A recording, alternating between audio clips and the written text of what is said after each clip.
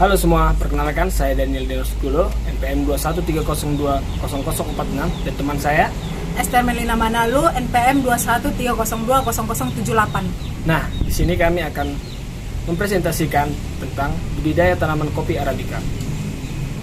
Cus. Sejarah singkat kopi Arabica. Kopi Arabica tiba di Indonesia pada abad ke-17 melalui kolonial Belanda.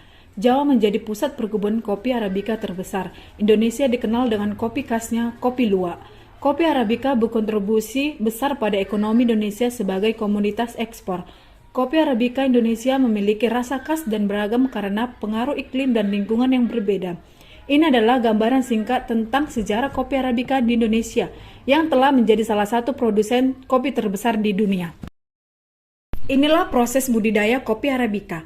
Proses budidaya kopi Arabica melibatkan serangkaian langkah yang hati-hati dan perawatan yang teliti. Berikut adalah langkah-langkah utama dalam budidaya kopi Arabica. Pertama, pemilihan varietas dan persiapan lahan. Pilih varietas kopi Arabica yang sesuai dengan kondisi iklim dan tanah di wilayah Anda.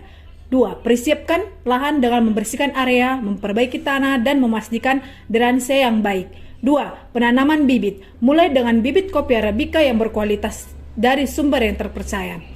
Tanam bibit pada jarak yang sesuai antara satu pohon dengan yang lain. 3. Pemeliharaan dan perawatan.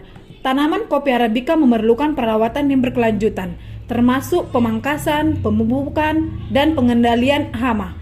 Pastikan penyiraman yang cukup tetapi tidak berlebihan. Keempat, permanenan. Pemanenan kopi Arabica dilakukan dengan secara manual. Bijinya harus dipetik saat sedang matang sepenuhnya. Pemanenan bisa dilakukan dengan sepanjang tahun, tergantung pada musim dan jenis kopi. 5. Pengolahan biji kopi. Biji kopi Arabica kemudian harus diproses untuk menghilangkan daging buahnya. Ini dapat dilakukan dengan metode kering atau basah. Metode pengolahan berdampak pada karakteristik rasa kopi. Yang keenam, pengeringan. Biji kopi yang sudah dipisahkan dari daging buahnya perlu dikeringkan hingga kadar airnya mencapai tingkat yang aman. Ini dapat dilakukan di bawah sinar matahari atau dengan mesin pengering.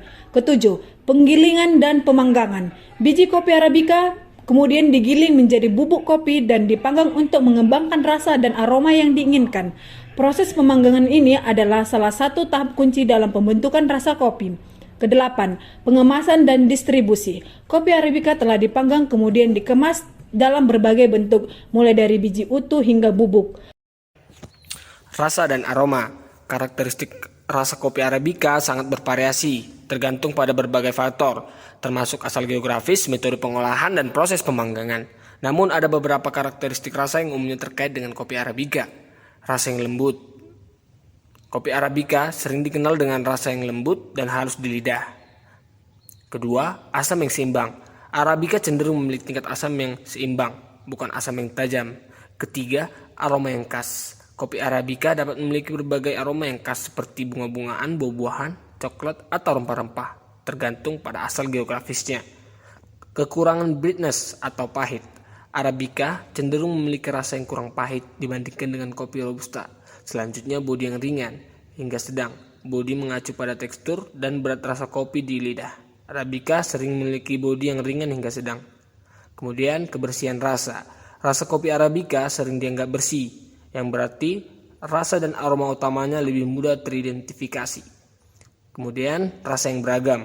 Kopi Arabica dari berbagai daerah dapat memiliki karakteristik rasa yang beragam. Misalnya, kopi dari Amerika Latin mungkin lebih beraroma buah-buahan, sementara kopi Ethiopia cenderung lebih bercita rasa bunga dan rempah. Terakhir, keseimbangan. Salah satu aspek paling dihargai dari kopi Arabica adalah keseimbangannya. Itu berarti rasa, asam, dan aroma berpadu dengan baik.